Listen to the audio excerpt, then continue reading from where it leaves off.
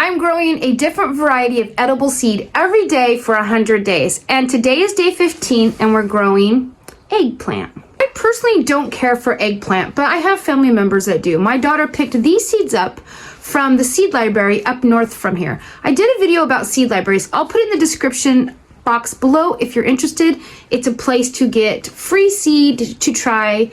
And I believe a lot of the libraries try to have seed that grows well in your community. I have this variety of eggplant called Little Green. Now this was developed in Russia for environments with cool summers. I'm gonna grow it in this pot and I'm just gonna start it in here. There are the seeds. Now I know these seeds are old. I don't know if you can tell, but it was packed for the 2017 year. That's pretty old seed. It's pretty old seed, but I'm gonna go ahead and try anyways. Instead, I was going to plant 2 seeds in this pot in case one didn't germinate. I think I'm gonna go with 5. We'll just see if any of them germinate.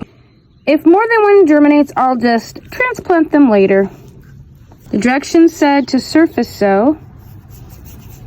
So I'm just going to pat it in and not really cover it. I did grow these once before.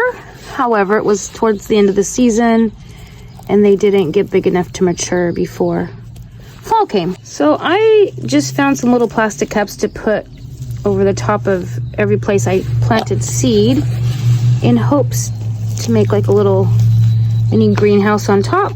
Considering they're surface sown, I know they can dry out really quick. I only have one giant rubber band, or I would do this to this.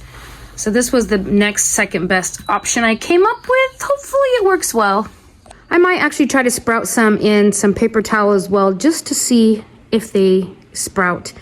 If you have a guess of what I might plant tomorrow, go ahead and put it in the comments below and we'll see if you're right.